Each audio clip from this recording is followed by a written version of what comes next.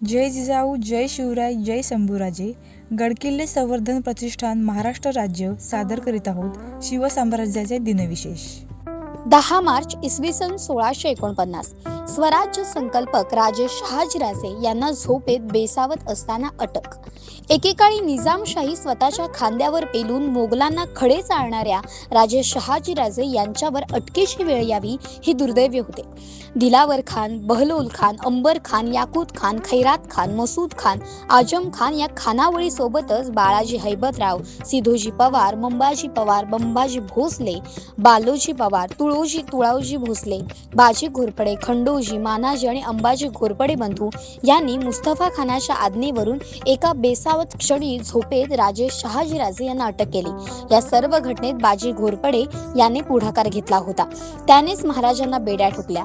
तो दिवस होता 25 जुलै इसवी सन 1648. जिंजी नदीत राजे शहाजीराजे यांना अटक झाली. सुमारे 6 महिने राजे शहाजीराजे अटकेत होते. पुढे अफजल खानाने बंदोबस्तात राजे शहाजीराजे यांना विजापूर दरबारात पेश करायची जबाबदारी दिली. यावरून राजे शहाजीराजे यांचे महत्त्वही लक्षात येते. 10 मार्च इसवी सन 1659. महाराजांनी सिवापट्टण गाव वसविले. महाराज किल्ले राजगडावरून सिवापट्टण येथे आल्याची नोंद आहे. याच दिवशी हे गाव वसवण्याचे कार्य पूर्ण झाले. तसेच वर्षे प्रतिपदा येथे साजरी करण्याचे महाराजांनी ठरविले. 10 मार्च इसवी सन 1679. मुंबईकर इंग्रजांचे सुरतेला पत्र.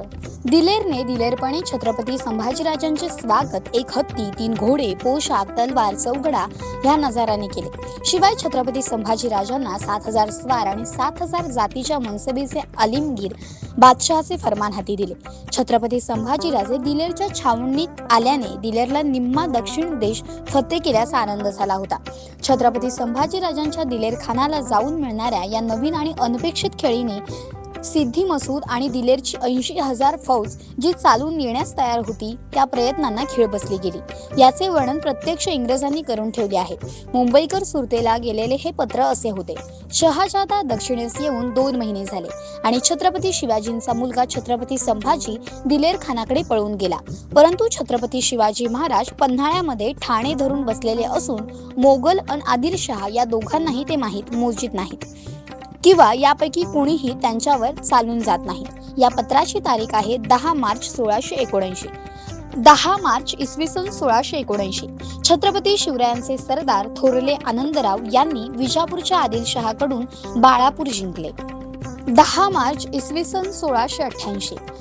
केसो त्रिमल यांचे सरदार सुंदर सुभेदार गड सोडून पळाले. आजच्या दिवशी म्हणजे 10 मार्च 1688 रोजी केसो त्रिमल यांचे एक सरदार सुंदर बालाजी सुभेदार पोनीमेरला तैनात होते. त्यांस आवश्यक ती कुमक वेळेवर मिळाली नाही. त्यातच मराखान हा मोठी मोगल सेना घेऊन आपल्यावर चाल करून येईल या भीतीने सुंदर बालाजी गड सोडून पळाले. 10 मार्च इसवी सन 1737. 10 मार्च 1737 मध्ये उत्तरेत मोहीम करत असताना शिंदे होळकर यांच्या फौजेचा मोगल सरदार सादत खान याच्या सोबत आग्र्याजवळ सामना झाला. अचानक घडलेल्या या चकमकीमध्ये नुकसान टाळण्यासाठी मराठा फौजेने माघार घेतली. खरे तर यामध्ये सादत खानाच्या शौर्यापेक्षा मराठ्यांचा बचावात्मक पवित्रा जास्त होता. पण सादत खानाने मोगली सवयीनुसार आपण मराठ्यांना हरवले अशा आशयाचे पत्र लिहिले आणि सर्वजण फत्ते मुबारकचा जश्न मनवण्यात मग्न झाले. 10 मार्च इसवी सन 1739. मानाजी आंग्रेंनी द्रोणागिरी उर्फ उरणचा किल्ला जिंकला. उरण शहरे स्थापन झाल्यापासून चंद्रगुप्त मौर्य व समुद्रगुप्त मौर्य यांनी दीर्घकाल राजवट देवगिरीचे यादव, पोर्तुगीज, आदिलशाही, इंग्रज व 10 मार्च 1739 ला मानाजी आंग्रे यांनी उरणचा कोट, द्रोणागिरी किल्ला व उरणचा परिसर जिंकून घेतला. उरण शहर वसण्यापूर्वी येथे जंगल होते. हे जंगल केगाव, नागाव, द्रोणागिरी, करंजा ते जासई, खोपटे खाडीपर्यंत पसरलेले होते. 10 मार्च इसवी सन 1897. सावित्री क्रांतिज्योती सावित्रीबाई फुले यांची पुण्यतिथी.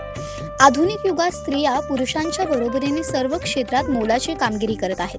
भारतीय स्त्रीला हे स्वातंत्र्य मिळवून देण्यात सावित्रीबाई फुले यांचा सिंहाचा वाटा आहे. त्यांच्या पतीसह त्यांनी शिक्षण प्रसाराचे आणि समाज सुधारण्याचे काम करण्यात आयुष्य खर्च केले.